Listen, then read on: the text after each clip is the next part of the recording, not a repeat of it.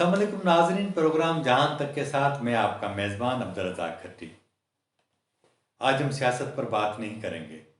आज हम बात करेंगे बरसगीर की उस नामवर शख्सियत के बारे में जिसे साहिर लुधियानवी कहा जाता है।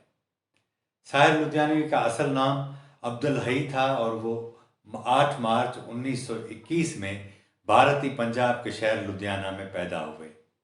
उनके वालिद एक बहुत बड़े जागीरदार थे, लेकिन उन्होंने ये साफ खुद फैसला किया कि वो उन्होंने अपने वालिद की जागीरें छोड़ी और अपनी वालिदा के साथ रहने का फैसला किया। इसकी कहानी कुछ इस तरह है कि उनके वालिद फजल मोहम्मद जिन्होंने दर्जन से ज़ायद शादियां की, जब साहिर लुधियानवी की वालदा उनकी बीवी बनी तो वो उनकी 11वीं शादी थी। साहिर लुधियानवी वाहिद एक ऐसे बच्चे थे जो उनकी औलाद नरीना थे। उससे पहले जो 10 शादियां हुई उनमें से उनको कोई औलाद नरीना नहीं थी। साहिर लुधियानवी की ज़िंदगी के हवाले से बहुत सारी जो हैं बातें हमें सुनने को मिलती हैं। हम कोशिश करेंगे कि उनमें से छान कर कुछ ऐसी चीज़ें या जो हक़ाइक़ हैं वो आप तक पेश करें। साहिर लुधियानवी के वालिद फजल मोहम्मद बहुत बड़े जागीरदार थे और उनकी वालदा सरदार बेगम उनकी 11वीं बेगम थी।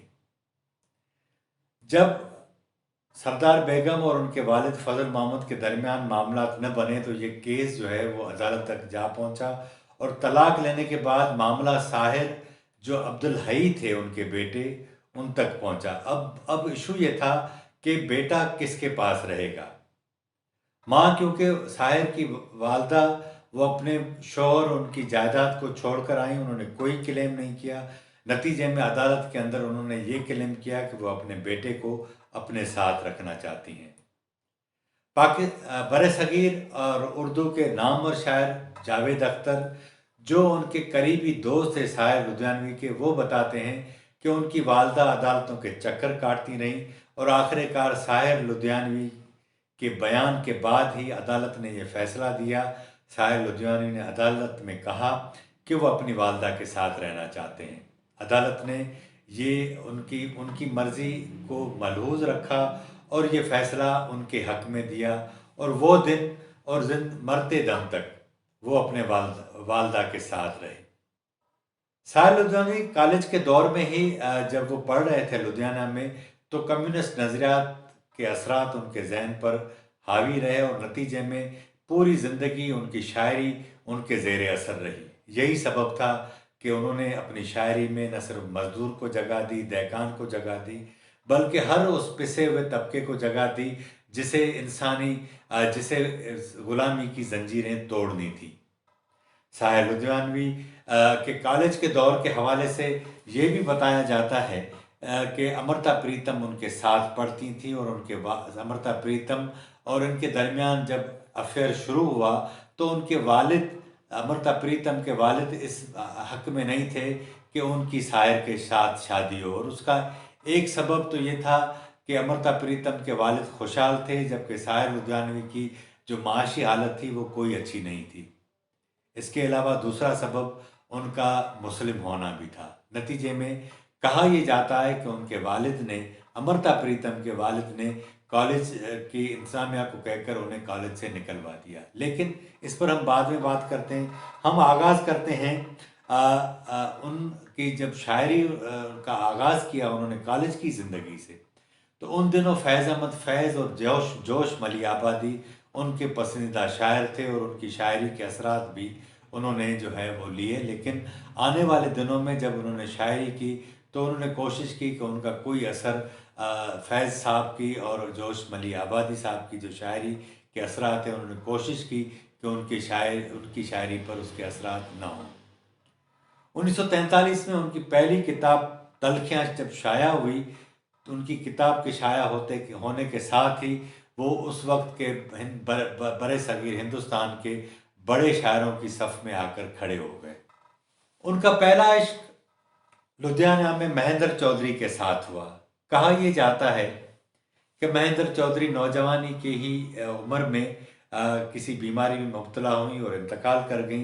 नतीजे में उस इंतकाल के जो असरात हैं वो साहिर लुधियानवी पर ऐसे हुए, और लेकिन उन असरात ने साहिर लुधियानवी की शायरी को निखार दिया। उनका दूसरा इश्क ईश्वर कौर से हुआ और ये भी इश्क न चल सका। तीसरा इश्क अमृता प्रीतम से हुआ। लेकिन जिस तरह मैंने आपको पहले कहा कि कॉलेज की ज़िंदगी के हवाले से बताया जाता है कि उनका इश्क वहाँ से शुरू हुआ, लेकिन वो मामला दरमियान में ख़त्म हो गए। एक बार जब वो शायर थे तो 1944 में लाहौर और अमृतसर के दरमियान एक गांव है जिसका नाम है प्रीतनगर। उसमें एक मुशायरा था। इस मुशायरे में पंजाबी की नामवर शायरा अमृता प्रीतम और उर्दू के नामवर शायर साहिर लुधियानवी एक बार फिर आमने सामने थे। इस दरमियान जब 5 साल का अरसा पीछे गुजर चुका था, एक बार फिर उनका सिलसिला जो है वो दोबारा शुरू हुआ। मुख्तलिफ लोग बताते हैं कि ये मुलाकात जो है जब शुरू हुई तो उन दिनों अमृता प्रीतम शादीशुदा थी, लेकिन उनके शौहर के साथ ताल्लुकात अच्छे नहीं थे। कहा यह जाता है कि जब वो अपने शौहर को छोड़कर उनके एक दोस्त थे अमरोज़ उनके साथ रहीं। उनके साथ अमरोज़ उनसे हद दर्जा इश्क करते थे, लेकिन अमृता प्रीतम अमरोज़ की उसके साथ दोस्ती तो ज़रूर थी, लेकिन उनका इश्क साहिर लुधियानवी के साथ था। वो अपनी किताब जो सवान हयात है जिसका नाम है रसीदी टिकट, उसमें खुद अमृता प्रीतम खुद अपनी ज़बान में इस तरह बताती है। वो चुपचाप मेरे कमरे में सिगरेट पिया करता, आधी पीने के बाद सिगरेट बुझा देता और नई सिगरेट सुलगा लेता। जब वो जाता तो कमरे में सिगरेटों की महक बची रहती। मैं उन सिगरेट के बटों को संभाल कर रखती और अकेले में उन बटों को दोबारा सुलगाती। जब मैं उन्हें अपनी उंगलियों में पकड़ती तो मुझे लगता कि साहिर के हाथों को छू।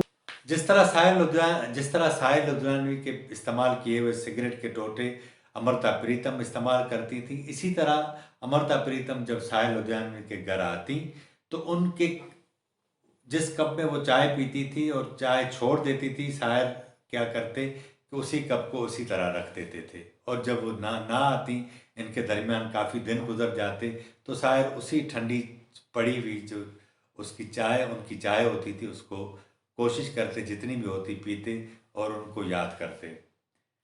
कहा यह जाता है कि उनका चौथा इश्क प्लेबैक सिंगर सिदा मल्होत्रा से था, लेकिन साहिर लुधियानवी ने कभी शादी नहीं की। उसका एक सबब यह था कि उनकी अपनी वालदा के साथ इतनी अटैचमेंट थी। इसी सिलसिले में जावेद अख्तर ने एक बार एक प्रोग्राम में बताया था कि वो जब बम्बई में होते थे तो जब उन्हें पता चलता कि साहिर साहब जो है वो अपने घर पर अकेले उस रात, तो वो उनके घर जाते थे और रात वहीं क़याम करते थे। वो बताते हैं, जावेद अख्तर बताते हैं कि साहिर लुधियानवी और हम, उनका घर जो था वो रेल के डब्बे की तरह ऐसे लंबा था।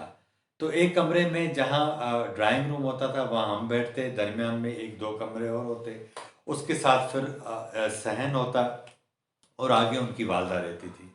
वो बताते हैं कि रात को हम जब बैठते दारू पीते तो मैं और हमारे दरमियान जब बहस होती तो मैं उन्हें कहता कि आपकी जो फ़लाँ गज़ल है या फ़लाँ नज़म है वो बड़ी शानदार थी, ज़बरदस्त थी।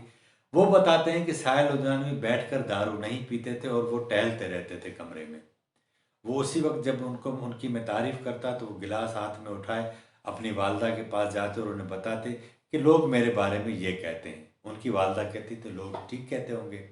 खुद जावेद अख्तर ये बताते हैं कि उनकी वालदा के साथ उनकी अटैचमेंट इतनी थी कि वो जहाँ भी जाते, हिंदुस्तान भर में जहाँ मुशायरे होते वहाँ जाते, तो कभी भी अकेले नहीं जाते और ख़ुद अपनी वालदा को साथ लेकर जाते थे। एक ये भी कहा जाता है कि वो उन्हें लिफ्ट में चढ़ने से खौफ आता था और वो हवाई जहाज़ में भी सवारी नहीं करते थे। एक बार ऐसा हुआ कि एक ये भी बताया जाता है कि एक बार जब वो लुधियाना जा रहे थे तो अमृतसर के करीब उस दौर में एक बड़े मशहूर डाकू मान सिंह थे। वो उन्होंने इनकी गाड़ी को रोक लिया। साहिर के साथ कृष्ण चंद्र भी साथ थे जो अपने दौर के बहुत बड़े जो है वो अफसाना निगार हैं। डाकुओं ने उन्हें रोक लिया और डाकुओं को साहिर ने कहा कि भाई मैं साहिर लुधियानवी हूँ, मैंने एक फ़िल्म जो है वो आप ही के ऊपर एक बनाई है, लिखी है, जिसका नाम है जीने दो। तो डाकुओं ने जब सुना कि उन्होंने कहा कि फिर आपने तो उसमें जो एक लोरी लिखी है वो भी बड़ी ज़बरदस्त है, फिर उनकी खिदमत की, उनकी मिन्नत समाजत करके उनसे माजरत की और उन्हें बाज़ तरीके से रवाना किया। तो इससे अंदाज़ा लगाया जा सकता है कि वो पूरे मुल्क में जो है वो अवाम में उनकी बड़ी पज़ीराई थी। इसी तरह उनका जो है वो साहिर लुधियानवी का एतमाद भी कमाल का था। मजाज जो जावेद अख्तर के मामू भी हैं और उर्दू के बहुत बड़े शायर हैं, वो बॉम्बे आए थे फिल्म इंडस्ट्री में अपनी किस्मत आजमाने के लिए। उन दिनों साहिर लुधियानवी की हालत भी कोई अच्छी नहीं थी। वो लाहौर छोड़कर बॉम्बे गए थे कि ताकि फिल्म इंडस्ट्री में अपनी किस्मत आजमाई करें। लेकिन जब उन्हें कोई लिफ्ट नहीं मिली तो मजाज जो है वो उन्होंने फैसला किया कि वो वापस जाएंगे। तो साहिर ने कहा कि अब तुम जा तो रहे हो। साहिर लुधियानवी उन्हें रेलवे स्टेशन छोड़ने गए और उन्हें कहा कि मजाज जब आप वापस आओगे तो तुम्हें मेरी गाड़ी स्टेशन पर लेने आएगी, और जब तुम बॉम्बे आओगे तो उस वक्त बॉम्बे, पूरा बॉम्बे साहिर लुधियानवी को उनके नाम से और उनके शायरी से जानता होगा। और फिर ऐसे ही हुआ। जब एक बार मजाज वापस आए तो न सिर्फ शायर की गाड़ी उन्हें लेने आई, बल्कि उस वक्त शायर के नाम से जो है पूरा बॉम्बे वाकिफ हो चुका था। शायर लुधियानवी फिल्म इंडस्ट्री के वो वाहिद गीतकार और कहानीकार थे जिन्होंने अपने गीतों की रकम खुद तय की, और वो वाहिद ऐसे उसकी हिंदुस्तानी फिल्मों की तारीख के वाहिद ऐसे नगमा निगार हैं जिन्होंने गुलकारों से, मौसीकारों से ज़्यादा पैसे लिए। एक बार ऐसा हुआ कि जब उन्हें पता चला कि लता मंगेशकर ने अपना मुआवजा जो है वो उनसे ज़्यादा लिया है, तो वो वापस आए और फिल्म डायरेक्ट प्रोड्यूसर को कहा और मौसीकार को कहा कि मैं लता ने जितने पैसे लिए मैं उनसे 1 रुपया ज़्यादा लूँगा, और फिर उनकी वो ज़िद पूरी भी हुई। यही सबब था कि बहुत बड़े उस वक्त के फिल्म साज और प्रोड्यूसर और मौसीकार उनके साथ काम नहीं करते थे। लेकिन उनकी शायरी जब दीगर मौसीकारों ने उनको दोनों में जो है समोया तो वो उस दौर के बड़े मौसीकार बन गए।